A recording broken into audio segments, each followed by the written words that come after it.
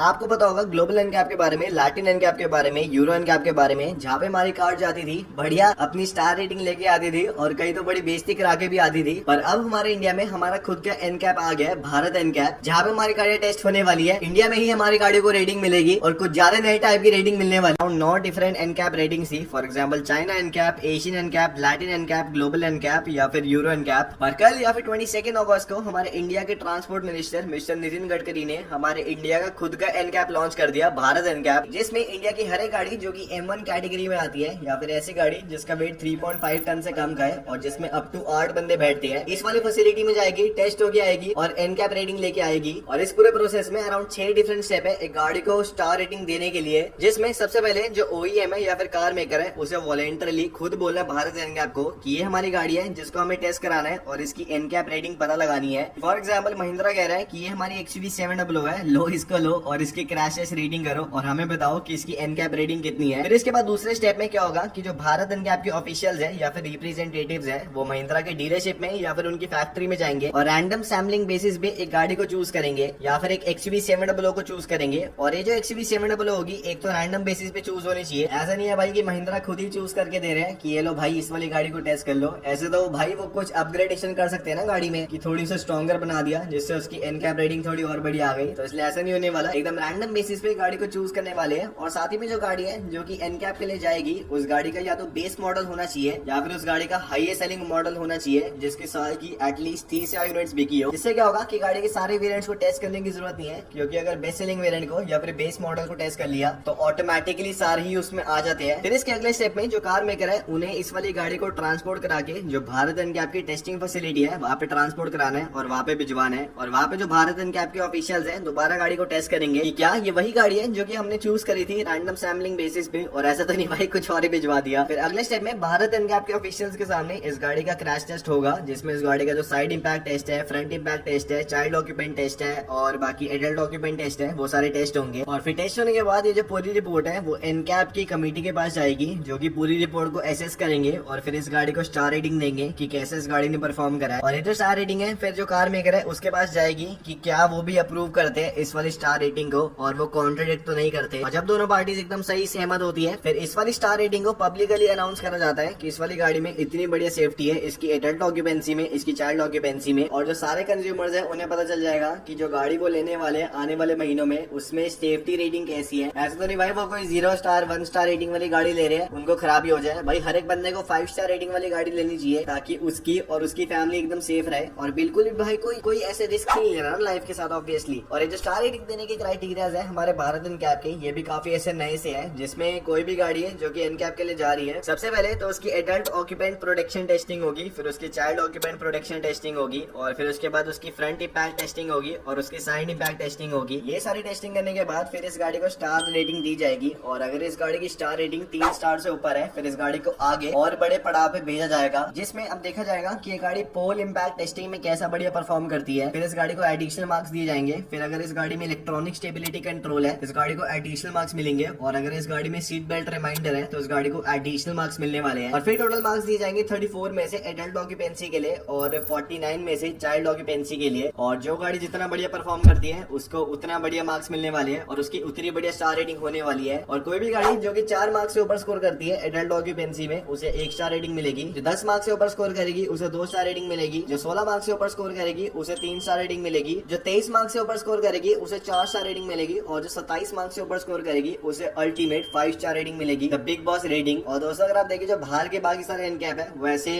अपनी रिपोर्ट को पब्लिश करते हैं कि इस गाड़ी में इतनी बढ़िया एनकैप रेटिंग है। जो हमारी भारत एनकैप है उनका एनकैप रेटिंग देने का थोड़ा अलग सा मेथड है, जिसमें इन्होंने ऐसे वो जो होता नहीं वो जो स्टार एनर्जी सेवर रेटिंग वाला ऐसे होता है गोला सा जिसमें ऐसे स्टार दिए होते हैं, वैसा सा एक भाई टेम्पलेट बना दिया है जिसमें गाड़ी की एडल्ट ऑक्यूपेंसी में और चाइल्ड ऑक्यूपेंसी में रेटिंग दिखाई जाएगी। तो भाई ये कैसा कर दिया भाई, मैं एसी फ्रिज थोड़ी ले रहा हूँ, मैं तो गाड़ी ले रहा हूँ यार, मैं गाड़ी के अंदर भाई ये थोड़ी लगाना चाहिए आपको, कैसी सी चीजें कर दी भाई। दोस्तों थोड़ी बहुत हमें ड्यूटी मिली है भारत एनकैप के द्वारा गाड़ियों को टेस्ट करने के लिए एज कमर्शियल प्रोस नहीं एज ए कमर्शियल प्रो। तो दोस्तों मैं अपने ढंग से गाड़ियों को टेस्ट करने वाला हूँ। ये अब जैसे हमारी गाड़ी आ रहा है अच्छी नहीं है बिल्ड क्वालिटी, तो इसे मैं दूंगा 1 स्टार रेटिंग। दोस्तों ये होंडा सिटी है, इसको मैं दूंगा थोड़ी अच्छी क्या कहते हैं rating as compare to wagon R. इसको मैं दूंगा 4 स्टार रेटिंग। और इसके बाद अभी तो यही सारे जो मैट्रिक्स है वो स्टैंडर्ड है, पर आने वाले महीनों में या फिर सालों में जो स्टैंडर्ड सेफ्टी फीचर्स की लिस्ट है वो बढ़ा दी जाएगी। जैसे आने वाले सालों में अगर गाड़ी में अडेप्टिव क्रूज कंट्रोल है तो उसे एक्स्ट्रा मार्क्स मिलेंगे, अगर ऑटो इमरजेंसी ब्रेकिंग है तो एक्स्ट्रा मार्क्स मिलेंगे, अगर पेडेस्ट्रियन कंट्रोल प्रोटेक्शन है तो एक्स्ट्रा मार्क्स मिलेंगे। और साथ ही में जो इलेक्ट्रिक कार्स है उनकी अलग से टेस्टिंग होगी कि क्या अगर वो ऐसे फेटल क्रैश में आती है तो उनकी बैटरी तो नहीं जलने लगती और वो एकदम सही से काम तो कर रही है ना, ऐसा ना हो भाई तंदूर बना दे। और बाकी आप सब्सक्राइब बटन का तंदूर बना दो। और इस समय कहा जा रहा है कि अराउंड डिफरेंट कार मेकर्स ने अपनी 30 गाड़ियों को वॉलंटरली भेजने को कहा है कि हमारी गाड़ियों की टेस्टिंग करो और हमें बताओ कि हमारी गाड़ी में कितनी एनकैप रेटिंग है। और यहाँ तक जो मारुति सुजुकी के ऐसे टॉप ऑफिशियल्स है वो भी कह रहे हैं कि काफी तगड़ा स्टेप है। भाई आपको थोड़ी कहना चाहिए यार, आप तो अपनी खुद की बेइज्जती कराओगे यार। मतलब ऑब्वियसली उन्हें कहने पड़ेगा ऐसा, अगर वो कह दे कि खराब है भाई ये तो कुछ नहीं होना चाहिए इससे, तो उनका नेगेटिव इम्पैक्ट ही पड़ने वाला है। और इसमें सबसे बड़ी जो बेनिफिट भारत एनकैप दे रहा है as compare to global NCAP, कि ग्लोबल एनकैप में कोई भी जो गाड़ी जाती है उसको टेस्ट करने में अराउंड 2.5 करोड़ की कॉस्टिंग आ जाती है, जो कि काफी बड़ा नंबर है। और इंडिया में अगर भारत एनकैप में कोई भी गाड़ी टेस्ट होती है तो मात्र 60 लाख रुपए में टेस्ट हो जाएगी, सिर्फ 25% कॉस्ट में। तो बढ़िया भाई, जो कार मेकर है उसे भी दिक्कत नहीं आने वाली, 60 लाख रुपए देगा,